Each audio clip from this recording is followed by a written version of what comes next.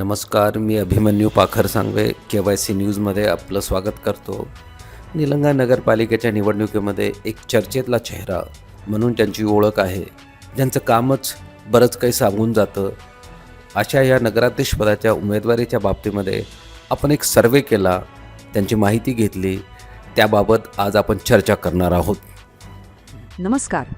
राजकारण आणि श्रद्धा या दोन गोष्टी जेव्हा एकत्र येतात तेव्हा काय होतं? चला तर मग आज आपण भारतातील एका स्थानिक निवडणुकीतली एक अशीच इंटरेस्टिंग गोष्ट पाहणार आहोत, जिथे एका आशीर्वादाने सगळी राजकीय गणितं बदलण्याची शक्यता निर्माण झाली होती. चला सुरुवात करूया थेट त्या क्षणापासून ज्याने ह्या निवडणुकीला एक अगदी वेगळंच वळण दिलं. हे शब्द कुणा सामान्य व्यक्तीचे नाहीत. हे शब्द आहेत एका अशा धार्मिक नेत्याचे ज्यांच्यावर हजारो लोक विश्वास ठेवतात. आणि हे शब्द त्यांनी उच्चारले होते एका राजकीय उमेदवारासाठी. मग इथे एक महत्त्वाचा प्रश्न उभा राहतो की निवडणुकीच्या राजकारणात अशा आशीर्वादाचा खरंच किती फरक पडतो? तर ही सगळी घटना घडलीये निलंगा शहरात, जिथे नगराध्यक्षपदासाठीची निवडणूक चांगलीच रंगात आली होती.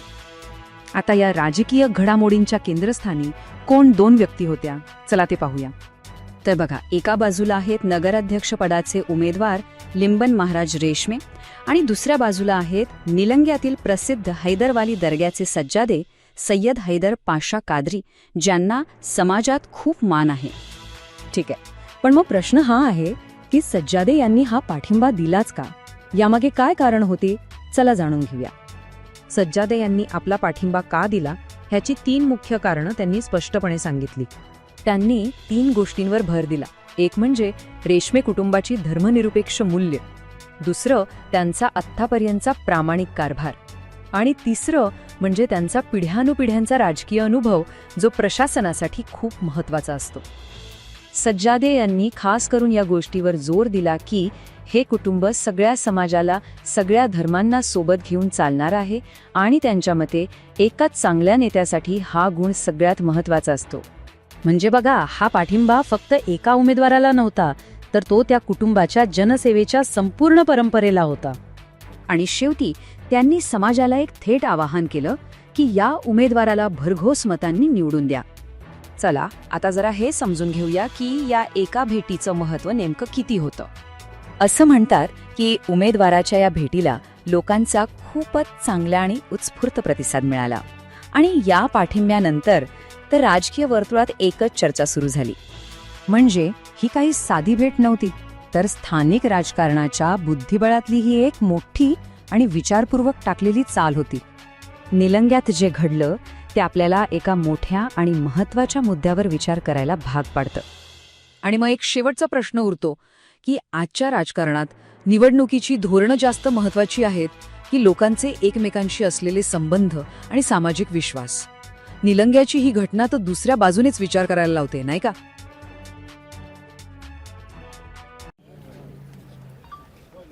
जय महाराष्ट्र.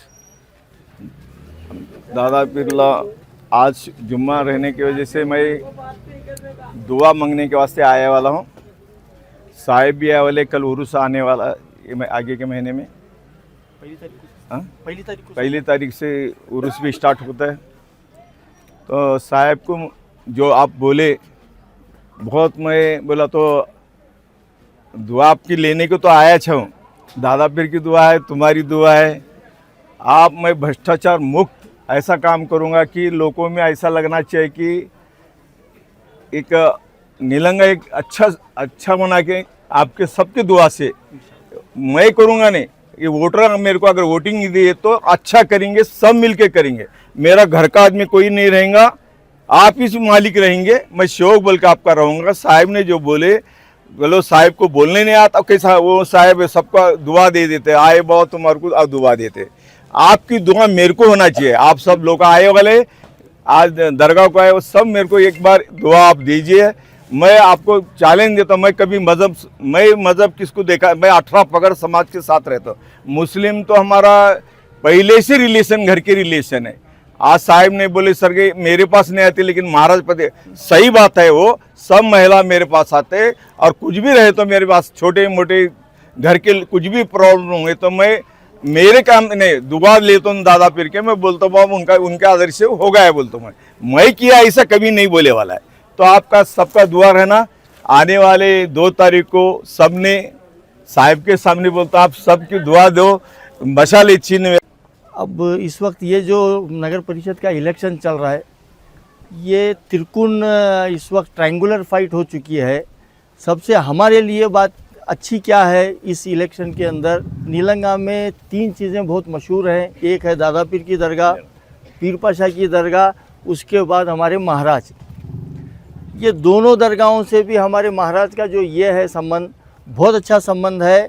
हमारे दरगाह के लिए भी जब रोड नहीं थी तो सबसे पहली रोड हमारे लिम्बन महाराज अपने खुद के पैसों के अंदर रोड बनाए यहाँ पे। ये बहुत पुरानी बात बोल रहा हूँ मैं आपको। और दूसरा पीर पाशा की दरगाह से भी इनका जो संबंध है, हमारे पास उत्तरदायित्व जब बनाना है धार्मिक इसके अंदर, तो पीर पाशा कादरी रहमतुल्लाह अलैह की जो इनके साथ दुआ रही, अपना पटका इनके ख़ानदान में दिए। तो सबसे बड़ा जो है नहीं वो एक मान सम्मान है समझिए। और आज तक भी ये परिवार के अंदर उनकी आशीर्वाद है और उनके इसके प्रति जो है नहीं बहुत आपस में प्रेम है। तो हमारे महाराज का जहाँ तक ये है, मेरे साथ पर्सनली जो महाराज का एक ये है, हैदराबाद में बहुत दिनों पहले एक पर्सनल ऐसी चीज़ है जो बोल रहा हूँ, बहुत सारे मेरे लोगों को नहीं मालूम है। मैं सिगरेट पिया करता था, हैदराबाद में वेट कर रहा था हमारे महाराज का। तो उतने में महाराज आए और मुझे सिगरेट पीता हुआ देखे। देखने के बाद महाराज ये बोले कि देखो साहब, तुम एक दरगाह के पीठाधिपति हैं, तुम एक दरगाह के महाराज हैं, महाराज के मुंह से कभी बुरी बो नहीं आना चाहिए, अच्छी बो ही आना है। तो वो मेरे इसमें ऐसा ये हुआ, आज तक मैं जो है नहीं सिगरेट की तरफ नहीं गया, छोड़ दिया। महाराज का एक शब्द मेरे लिए वो था। तो ये भी महाराज हैं, अगर ये नगर परिषद के अध्यक्ष बनेंगे तो यकीनन ये आँखों से अच्छा ही देखेंगे, हाथों से अच्छा ही काम करेंगे, ज़बान से अच्छी बात ही करेंगे। ये हमको जो है नहीं यकीन है। आपल्याकडे अनेक पक्षाचे लोक येत आहेत, नेमका आपला आशीर्वाद कोणाला? आशीर्वाद सगळं हे करतात, सगळ्याला मी सांगावं लागतं है। बहुत सारे लोगों का हुकूमत दिमाग पे होती है, कुछ लोगों की अधिकार हुकूमत दिल पे होती है। हमारे दिल पे जो अधिकार और हुकूमत है वो हमारे महाराज की है। हे आपल्या समोर एक अडचणच आहे, कारण मी सांगितलं ते शब्द हृदयमध्ये यांचं प्रेम है, वो बस है हमारे लिए। और मुसलमान समाज के साथ महाराज का बहुत अच्छा पुराना संबंध है। आज भी हमारे समाज की औरतें अगर अपने घर के अंदर कुछ प्रॉब्लम है तो वो मैं महाराज रहने के बाद भी मेरे पास नहीं आते, वो मसला हल करने के लिए महाराज के घर को जाता है। लोग वहाँ जाकर जो है नहीं हमारी औरतें अपने कुछ भी छोटे मोटे काम रहो, बहुत सारे बागवान बिरादरी के साथ, कुरैश बिरादरी के साथ, बहुत सारे लोगों के साथ, और प्रति जुम्मा हर फ्राइडे को सुबह में महाराज यहाँ हमारे दरगाह पे जो है, यहाँ हो हमारे पीर पाशा दरगाह हो या इनकी मंदिर हो नीलकंठेश्वर की, ये तीनों दर्शन कर कर ही अच्छे काम करने के लिए हमारे महाराज निकलते हैं। और हमेशा हर समाज का आदमी इनकी दृष्टि के अंदर क्या है, एक एग्जाम्पल दूंगा। जो आदमी फ्लाइट में बैठा है उसको पता है, जब एक हाइट पे जाने के बाद नीचे देखे तो ये झाड़ छोटा बड़ा, ये दरगाह या ये नहीं दिखता, एक समान नज़र आता है हर चीज़। जब हम एक हाइट पे जाते हैं, इंसान मानवता में जब एक हाइट पे जाता है तो कोई समाज, कोई जो है नहीं अमीर गरीब नज़र नहीं आता, एक समान नज़र आते हैं सारे जाति सारे समाज। वो दृष्टि लेकर पैदा हुए हैं हमारे महाराज। तो एक बयान दो फिर महाराज को वोट देने के लिए। नहीं, वोट वो उनका अधिकार है, महाराज का जो व्यक्तित्व है वो मैं कह रहा हूँ आपको। मेरे का जो ये है